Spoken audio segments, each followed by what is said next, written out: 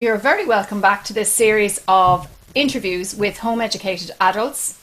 So, people who have had varying degrees of interaction with the Irish education system and are now adults. Some have done exams, some have done third level, some have done a couple of years here and there.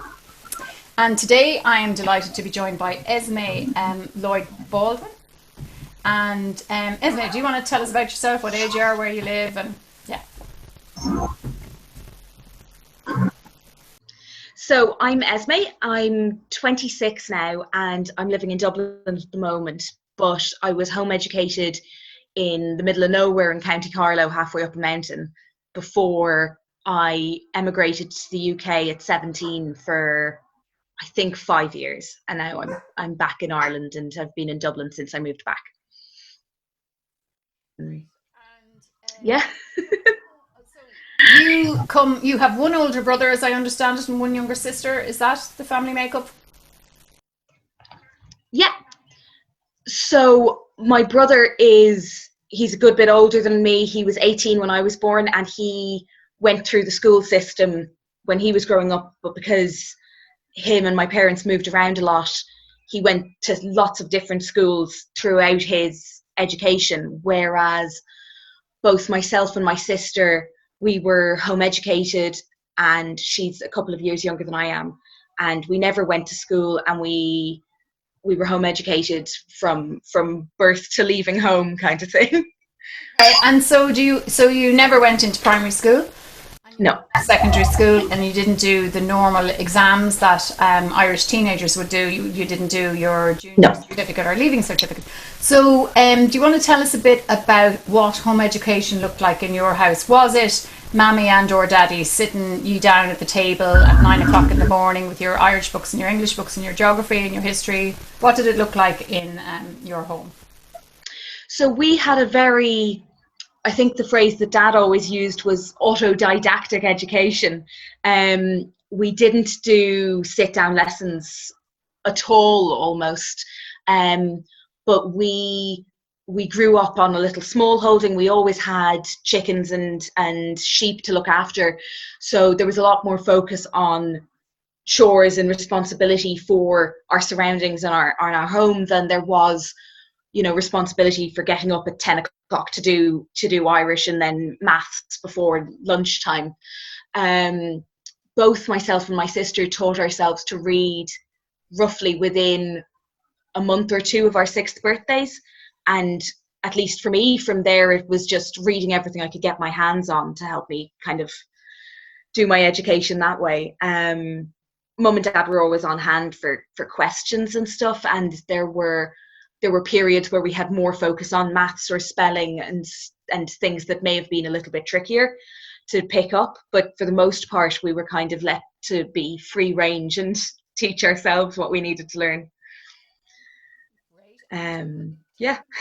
Teaching yourself to read. Do you want to talk a bit about that? Because it's obviously, it's if somebody's watching this now and their kids are 2 and 4 and they're thinking about not putting them in school or taking them out of whatever arrangement they have, and the big question is for small ones, how will they learn to read? So for me, we were always a very book heavy family, and we did a lot of stories and stuff together.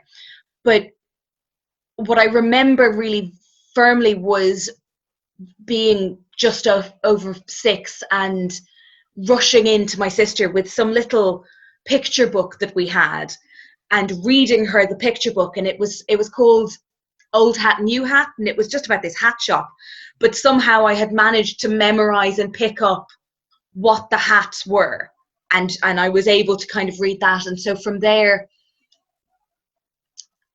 it was a mix of kind of memorization and context clues for me to figure out. And I remember that my parents put together a little matchbox for me of words, and they picked 15 or 20 words and I picked 15 or 20 words that I wanted to learn. And so the words that they wanted me to learn were ones that had kind of helpful phonics. So one was nail and and the words that I wanted to learn were things like music, magic and princess.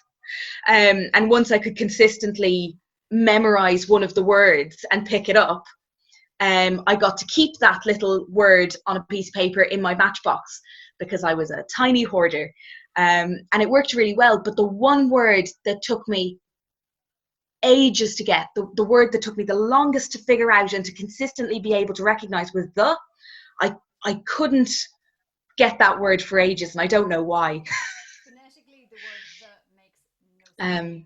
It's one of those words you've just got to learn. Yeah, I think it's just a filler word, and I was able to get like is and figure those ones out, but the made no sense for me. Uppercase, lowercase, I couldn't read it. Yeah, you can't show anyone a picture of a the. So no. And funnily enough, I wonder, because one of the first words that I remember when my sister was learning to read, she got really cross once I had learned to read because we would all be sitting around reading and no one would read to her. So she picked the Lion, the Witch and the Wardrobe off the bookshelf, and she went through reading the words that she could read, and they were and the, Lucy, and a couple of them. But I think maybe she figured out the a lot quicker than I did because I had such a headache over it that she'd already got it sorted by then. She benefited from your learning in that case. Well, I think that's one of the benefits for home education is there's no age cap on learning. You learn what you learn as a family, and if someone has it earlier, you might get it earlier yourself rather than having to figure it all out on your own in your own time. I think that's shared experience. Yes, shared experience, and what siblings can learn from each other and can interest each other in various different avenues. That might. Sorry, I've lost you there. Okay, are you back again? No, I was just saying about. I think it's a really important. Yeah. How siblings who are not being kept in an age specific group or learning environment can learn from each other and can spur each other on to other kinds of learning. Yeah. And so that's no, for sure. And yeah, go on. It's okay. We can cut it. No, I think it's just a really important thing, and you're not age segregated in who you socialize with, whether it's children of your age or your siblings' age or older children or parents and adults. It gives you a wider breadth of people to interact with, which enhances the education as well. I think so. Yeah. And do you want to talk a bit? I know at one stage your mum and dad were very instrumental in running regular meetups for other home educated people in a hall. Again, in the back end of nowhere, as I found out when I got lost trying to find it several times. There were a lot of different things that they kind of ran at different points, I think. Dad was always a big believer in the phrase "the usual suspects," and they were very much people who would, if they saw a gap, they would look to fill it if it needed filling. So they would have helped with a lot of the earlier home education annual conferences, and they did do a few things local to us as well.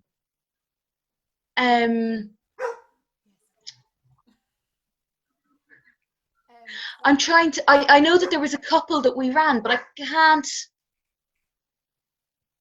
remember a specific one because I know that when I was in just before I turned maybe 11 or so, my parents felt that it was very far for us to travel for me to go to a drama class in Wexford, and so they organised a local class, which ended up being a huge boost to the community. But it was like a local drama class on a weekly basis as well, and they would organise little things here and there. No, you're brilliant about putting the word out, and back in the day, it wasn't via Facebook or or even text messages. A lot of us didn't have mobile phones, so we Yeah. were quite organised in getting the word out from what were Andrew and Leonie organising for the benefit of the rest of us. As you say, they were the usual suspects because you guys, they very much took a leadership role, I think, in making sure that we actually got to have people to see and for tea and coffee and Yeah. cakes and stuff. I remember the cakes that your parents would turn up with, and I remember thanking. Jesus, yeah. I remember thanking, telling your dad came without your mum, and I said, "Tell Leonie thanks for that cake," and he got very annoyed because he had made the cake, and I had made the assumption that your mammy had. So he said, "No, the lemon cakes, I think, were your mum's speciality, and the coffee were his, or vice versa." I don't remember. He was always big on biscuits as well. Biscuits and flapjacks are his huge forte. He's been sending us little photos of all of the things he's been baking recently. We kind of ate our way around the other families that we knew. You know, everyone had a thing that was their thing, and you'd be hoping we were getting together, you know, at somebody's house, and I hope so and so brings the apple tart and someone else has the scones. So you continued just doing drama classes. Yeah. What would you say, like, were your inputs from outside, you know, doing the sheep and the chickens and reading with your sister?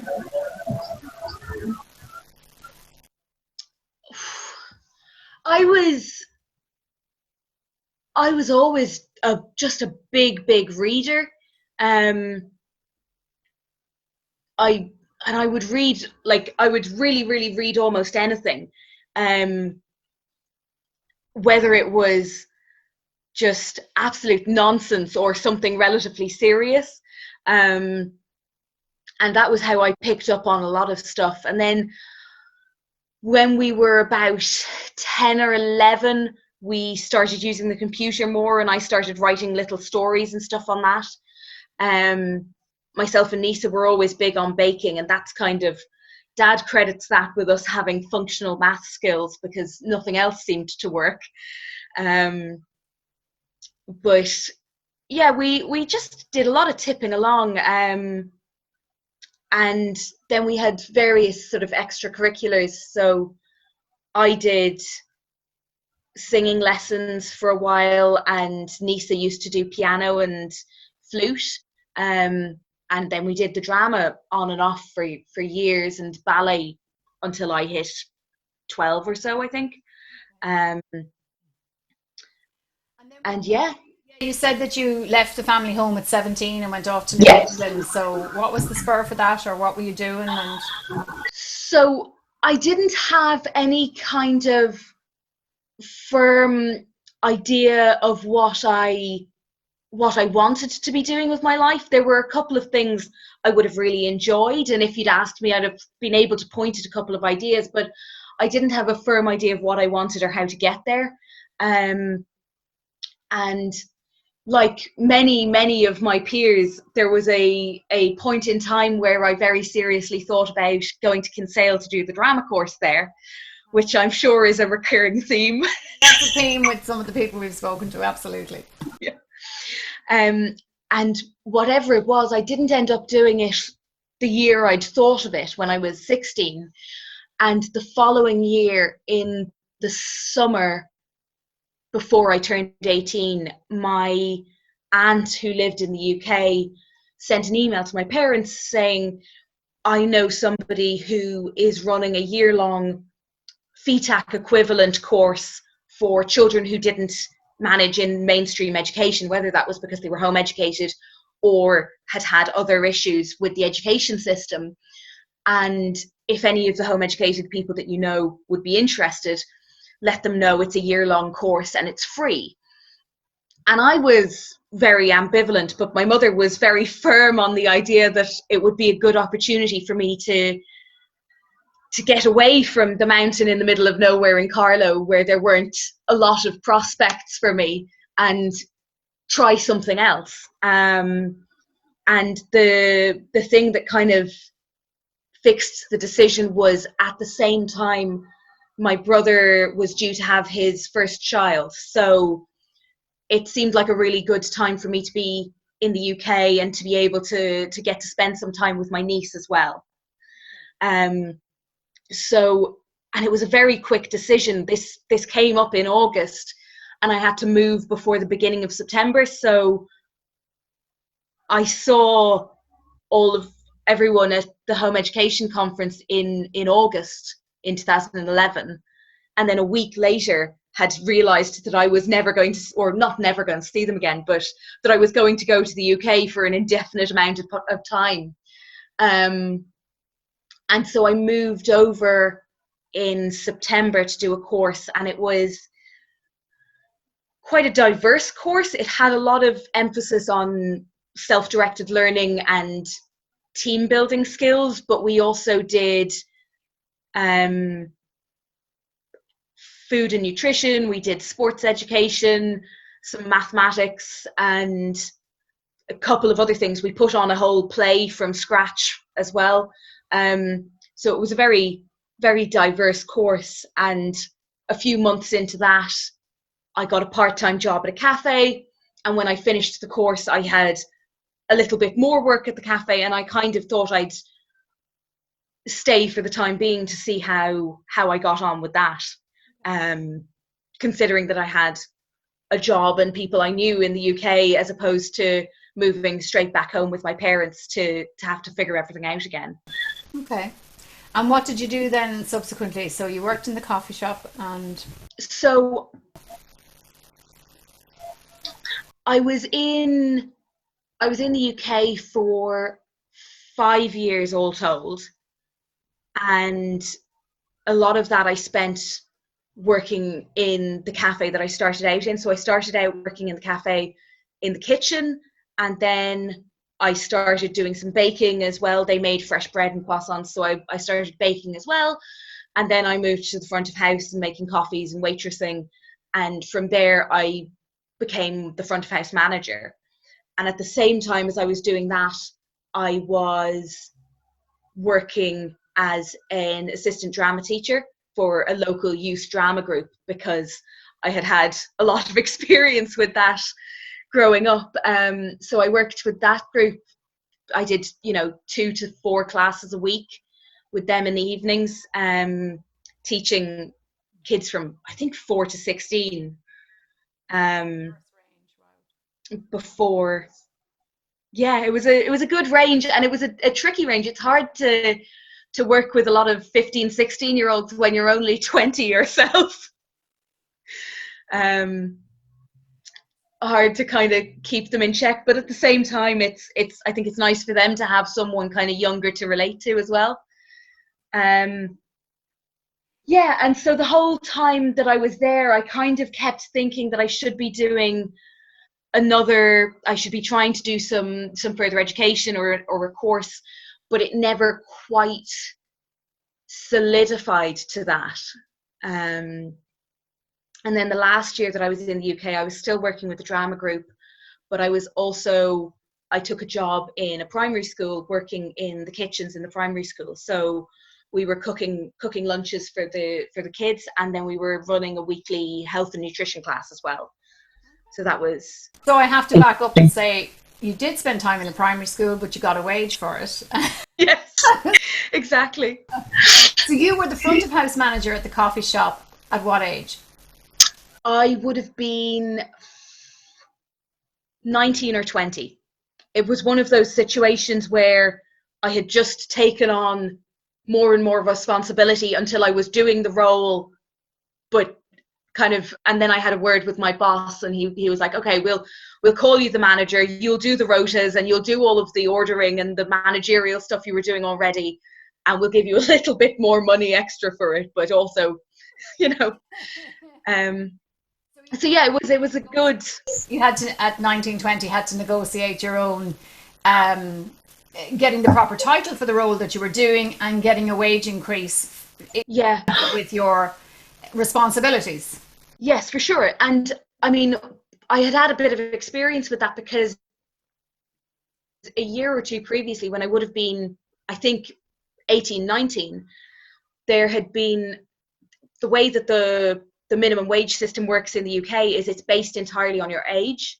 So if you're 16 18 or 21, you get a different wage. And so I, at 18, was training in a new staff member who was in her 50s, and she was getting paid more than I was per hour, despite me having to do the training for her. So I was able to kind of advocate for myself and say, look, I should at least be getting the same amount of money as the people I'm training in. It's not fair just because I'm a teenager that I shouldn't be getting paid for the work I'm doing. And so I was kind of able to negotiate that. So it made negotiating things later a bit easier as well. Well done, you. That's a skill that a lot of us in older decades have never learned.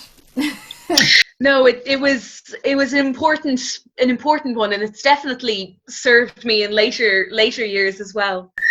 And so when you came to leave the UK and come back home to Ireland, how did you pay for your bed and board kind of thing, or what have you been doing?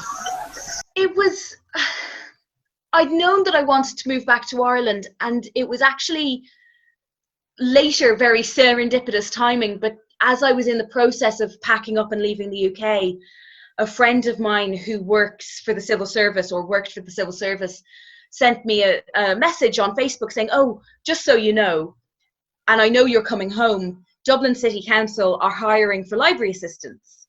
Here's the job application, and here you go. And that had been, at any age, if you'd asked me, that would have been one of the jobs I'd have said, oh, I'd love to do that. But for me, the one thing that was a big gap in my education was we never did formal Irish lessons. So I have bits and pieces of Irish, but I'm not an Irish speaker at all. And up until very recently, if you were going to get a job in the public service in Ireland, you absolutely had to be able to do an Irish exam. And I knew that wasn't going to be an option for me. So I sort of went, oh, well, I'll never be a librarian because I can't do Irish.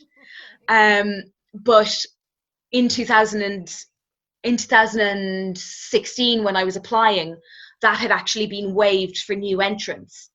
So I sent off an application, and then a month later, I drove all the way from the middle of nowhere in England back to Ireland with my mum in a moving van, because when I'd left Ireland, I'd gone with 2 suitcases on a Ryanair flight, and then spent 5 years building up a moving van's worth of furniture and books to bring home. And you were still a collector, like you said to us about learning to read and wanting those little words for your mouth. Absolutely. Still am. And yeah, so I moved home, and I moved home just before Christmas. So I spent a month down at home with my parents, and I spent part of that visiting my sister in Cork and doing some part-time work in the restaurant where she works, or worked at the time. And then the following January, I moved up to Dublin and I started looking for jobs. So I got a job in a cafe, and then I got a job as a website administrator for a while. And in the middle of the job as a website administrator, I came across, or I got emailed from Dublin City Council, who I had applied to 7 or 8 months before, to ask me to go for an interview. So I went for the interview with them, and I came relatively low down the panel of applicants. They'd interviewed several hundred people, or 200 people, I think it was, and they had a panel of 60, and I was 50 something or 40 something. And I went, okay, do you know, I've had a good learning experience, but 40 something on a panel of jobs is never going to come up. I'll do better next time. And so then I got another job in a cafe, which didn't end up very well. And then I got a job in a restaurant, which was actually very good. They were a really, really friendly bunch, and I've always been very good at the cafe work.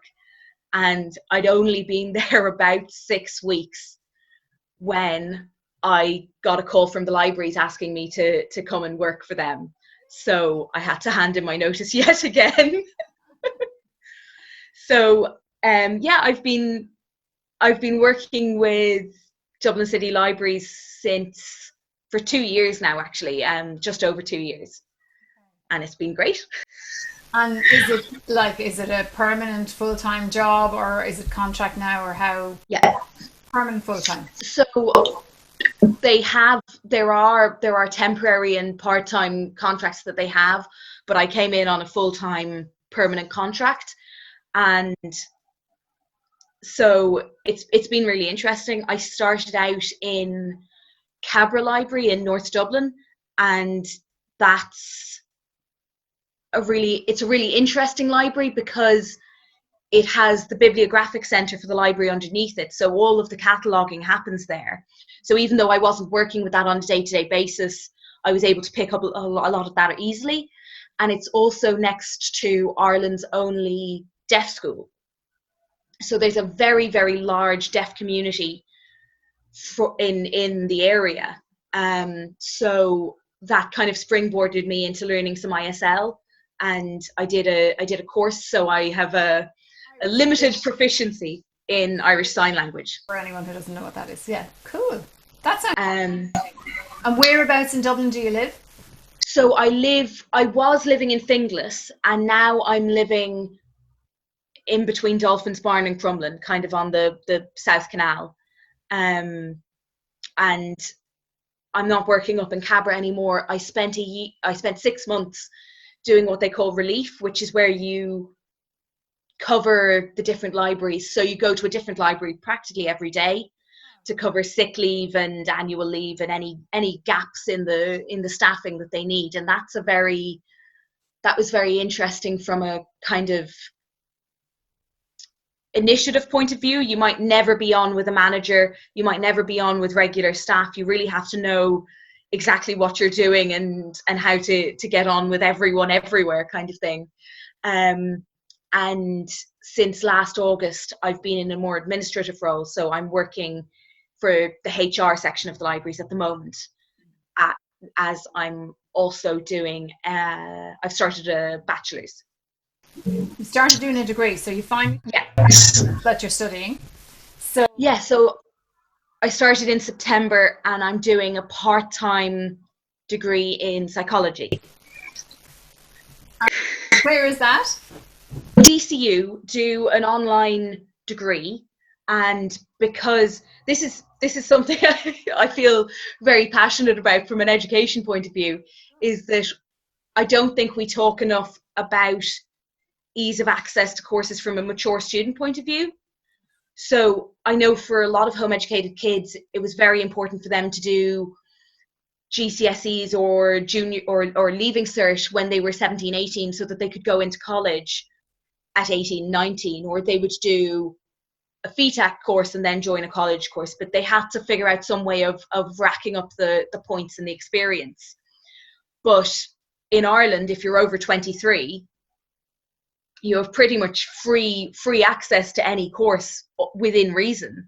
So I applied last summer to this psychology bachelor's, and I gave them pretty much no information other than my name, my age, and my date of birth and my address.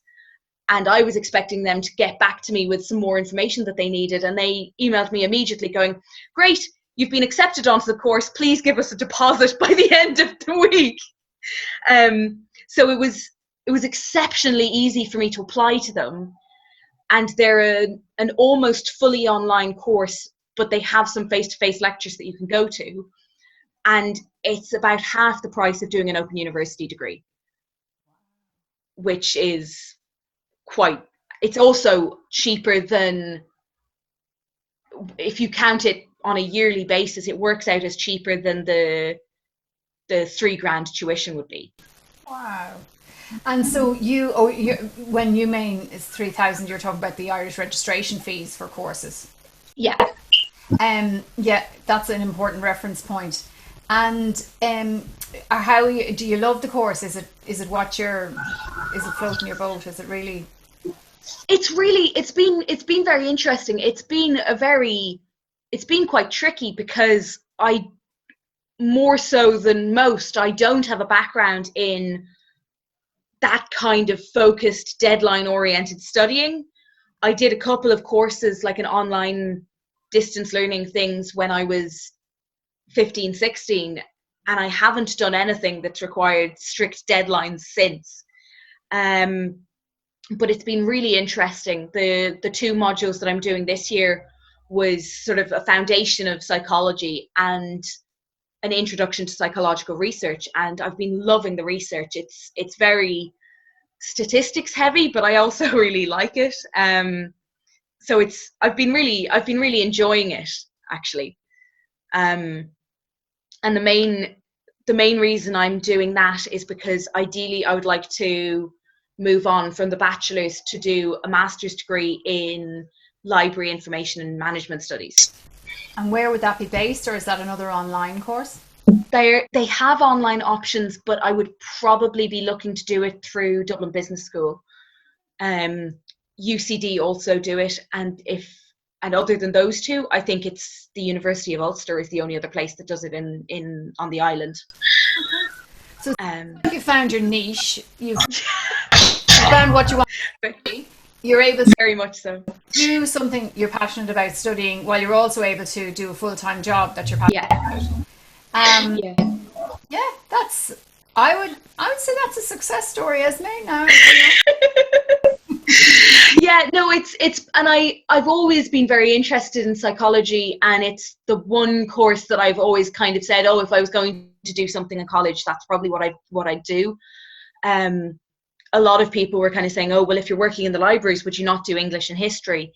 But I think particularly for public libraries, psychology is an invaluable resource for working with the public, working with other people, and it's also very good for the research side of things and the statistics side of things. There's loads of that in the background of the library work, so it's very good.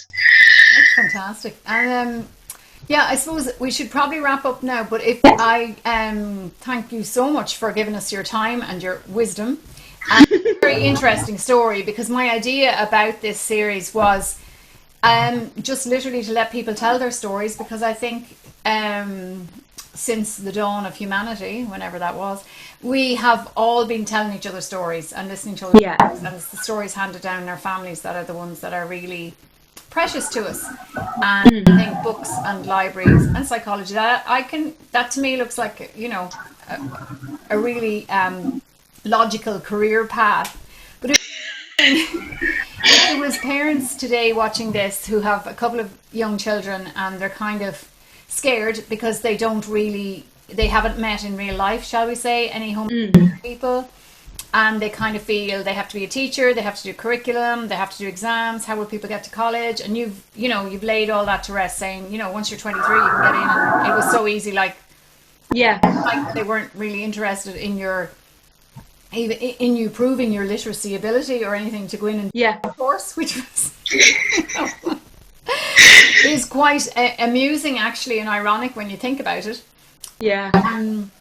So would you have any words of wisdom, any words of advice for? Not really. I think it's really important to not worry too much about college and careers for kids or for anyone.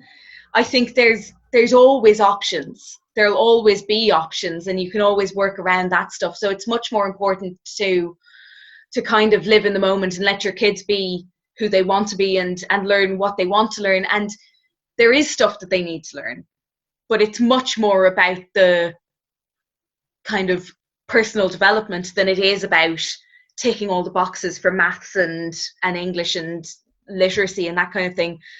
It works itself out in the wash more often than not, really. That's a really good way of putting it. So thank you so much for sharing your story and your time with us today. And no worries. I look forward to checking in with you in 10 years' time, because I bet you'll have had 4 more managerial positions under your belt, and maybe you'll have a job organising the mental health services in this country, which is well needed. Who knows? Pressure, Esme, no pressure.